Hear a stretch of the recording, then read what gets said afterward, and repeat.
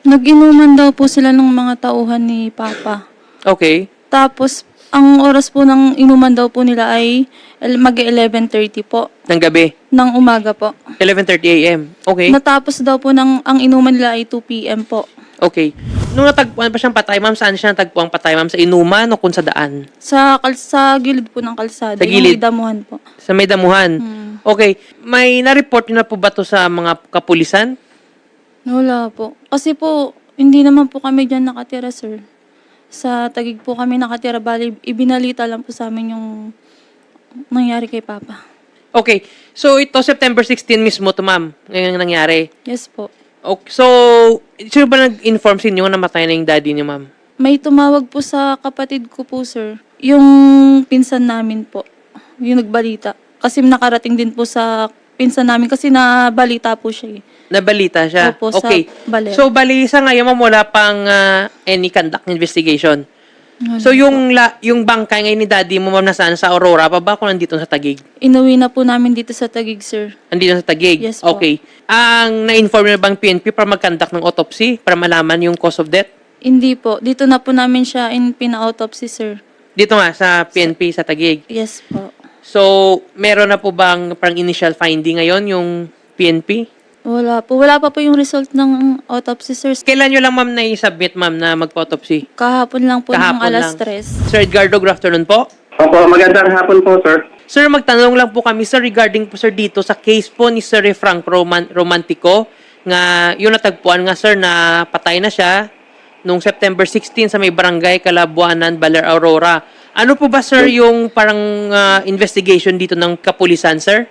Base po doon sa investigation po ng investigator on case natin, ito po si Sir Refranco Romantico. Minamaniya po niya yung kanyang motorcycle na Raider. Ngayon po, nung pating po siya doon sa isang pakurbada, nag-overshoot po siya. Then, tumama po siya doon sa mga signages, yung directional traffic sign, ma'am, sir. Okay. Yun po ang naging cause ng kanyang kinamatay. So, parang vehicular accident, sir? Yes po, sir. Wala naman, sir, anggulo, sir, na may foul play or anything? Wala naman pong lumabas doon sa investigation po nung investigator natin. Actually po, sir, mag-review sana sila ng CCTV that time. Kaya lang po doon sa time of incident kasi, na nangyari, nag-run out po dito sa lugar namin. Kaya yung may pwede po sana pag-review na ng CCTV, hindi na wala po yung mismong pangyayari doon sa kay Mr. Refranco po. Sige, sir, thank you, sir, sa update na yan, sir. At least, may idea na ngayon, sir, nga possible cause pala is vehicular accident. Pero, ma'am Aiko, okay pa rin ituloy na dun sa may, andito ngayon, di ba yung bangkay sa may Taguig? Yes po. Ipa-continue yung autopsy kasi at least malaman natin para ma-rule out talaga kung wala nga talagang foul play. No? Para at least pag meron, at least may lead tayo. Ba? Yes. Kung may doon pong lalabas sa foul play po, sir, willing naman po itong opinion namin para i-share po yung complaint nila. At magkaroon po kami ng follow-up investigation regarding po dyan. Ayan, sige po, sir. Maraming salamat sa Police Lieutenant Sir Edgardo. At least may nabigyan na, sir, ng konting idea kung ano nga yung cause of death ng kanyang daddy. At saka, ma'am, yung regarding dun sa may burial assistance, yung office po ni Congresswoman Jocelyn Tulfo ng ACT-CIS, tutulungan po kayo, ma'am, para sa burial ng tatay niyo, ma'am. Sige po. Ma'am, good afternoon po. Opo, attorney, magandang hapon po. Yes, ma'am, Avelina. Ano po ba, ma'am, nangyari, ma'am, bago to namatay si Sir Franco? May idea po ba kayo, ma'am, kung ano yung mga events na nangyari doon? Nagtatrabaho pa po siya nung mga alas 8 po sa harapan ko dun sa may halaman. Naulan po kasi umuulan, parang naaawa nga po ako sa kanya at siya lang po yung nagtatrabaho dun sa may harapan ko po. Pero yung mga tao, yung iba pong kasamahan niya, ando lang po yun sa pagawaan ko po ng hollow block. Kung nagtatrabaho po sila doon, pero nung araw po na yun, umuulan po. Pero si Refranco po, si Angko po, na kamakamag-anak po nung tatay ko po, nasa bahay po, malapit lang po yung magkalapit. Tapos po, siyempre, inano ko na po siya, sabi ko po, kumain ka, ganyan-ganyan. Tapos umalis na po ako ng bahay. Hindi ko na po alam. Alam ko po, parang naisap na po, nag-inuman na po sila. Pumunta na po yan, ay wala na po doon. Nag-inuman na po sila at may birthday. Sumama na po siya sa inuman, din na po siya nagdiretso ng trabaho. At naulan po, parang siguro kaya siya nag-inom dahil isa lang po siya nagtatrabaho, tas may birthday pa po nung pilay kong tauhan. Nung mga basta pasado pang mga di ko po alam, may 3:05 o 3 Mga hapon. 3:35 o to ganun. May tawag po sa akin ng tawag yung tindera ko po. Yun po na daw po, nabigla po ako na andun daw po yung isa kong tauhan na patay na daw po si Angko. Yung angko po kasi angko. Kasi ang kwento po, sinasaway na daw po nila yan na wag na daw po munang umuwi at lasing siya. Tapos may nga po na bumara po siya, kaya naalam po. Doon po sa may compound, bumara po siya nung magsisimula ng, parang kaunting doon po lang sa loob. Ilan po yung mga kwento. So, bali, Tapos ma'am, nung nangyari pala, ma'am, yung aksidente, so, mga hapon, yung 3 to 4. mga 3 to 4. Tapos, nung namin aksidente, may tumawag sa inyo. Tapos, nung nalaman nyo, ma'am, ang nag-contact kayo sa family. Then na po ako tumuloy dun sa, ko pa po pupuntahan. Bigla na po akong pumunta. Yun nga po. Tapos, ma'am, Yun nga po, nung di ba pinuntahan nyo na kasi may sa accident na site. Tapos, ma'am, nai-report nyo na din sa PNP at saka... Sila nung napunta na po ako doon, may pulis na po. Okay. Sige. Nadatnan ko na po yung pulis. Tapos, ma'am, sino po ba nag-inform sa family members ni Sir Franco na yun nga, yung tatay nila ay namatay na?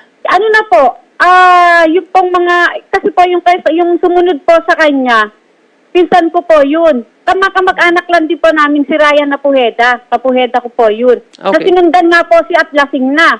Kumbaga po, mga siguro 3 minutes bago po siya sinundan at yung speaker po ay yung speaker po sa kanya po daw po, yun ay. Isusunod din po nila, naka-tricycle po silang dalawa. Nung, di ko po alam, yung may birthday po yata, basta dalawa po sila naka-tricycle, sunundan daw po si Franco. Sige. At Bakit po ganun pa iba-iba po yung salaysay nila, sir? Kasi may mga tauhan pa nagsasabi na hinabol nila si Papa kasi nga baka daw maaksidente ngayon ang sinasalaysay ngayon ni Madam hinabol Yun nila na si Papa nga. dahil Sinundan. hinabol nila yung speaker at yung cellphone. Pa iba-iba sila, sir, ng salaysay. Hindi. Sinundan nga, Nini. Sinundan. At lasing nga yung tatay mo. Sinundan siya. Sino Dala hindi yung mag-iisip? speaker nila isosodi. Kumbaga, ito lang naman yung kwento sa akin. Naka-tricycle sila, Nini, nung isa, dalawa sila, dala nila yung speaker at sa'yo yung tatay mo, sa tatay mo yung speaker. Tapos lasing daw. Lahat daw sila, sinasaway si Angko. Sabi, hinabol nila si Papa. Sinasaway daw yung At tatay mo na lasing wag daw nang po nung tumuloy unang at hapon. lasing.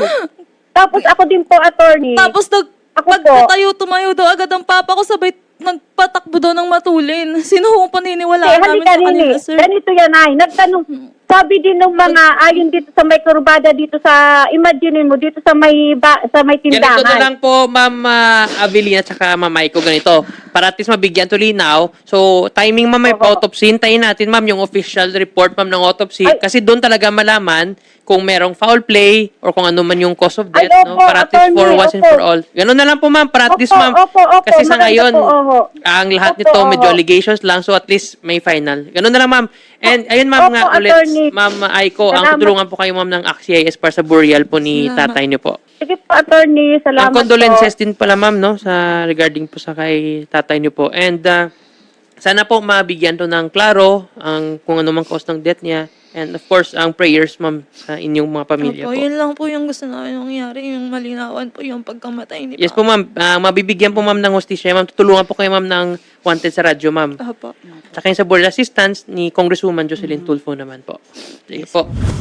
Ma'am Aiko, kami po ay patuloy na magmo-monitor at aalamin kung ano talaga nangyari sa inyong father na si Sir Franco at kami po ay makikipagtulungan na rin kila Police Lieutenant Edgardo Gomez upang malaman natin ng mabilis ano ba talaga ang cause ng kanyang pagkamatay. And yun nga po yung sabi mula po kay Congresswoman Jocelyn Tulfo ng AXIS Party List ay tutulungan po kayo sa burial and funeral service. Opo, ayan, ma'am. Muli po, taus-pusong pakikiramay po mula po kay Idol Rafi and Congresswoman Jocelyn Tulfo.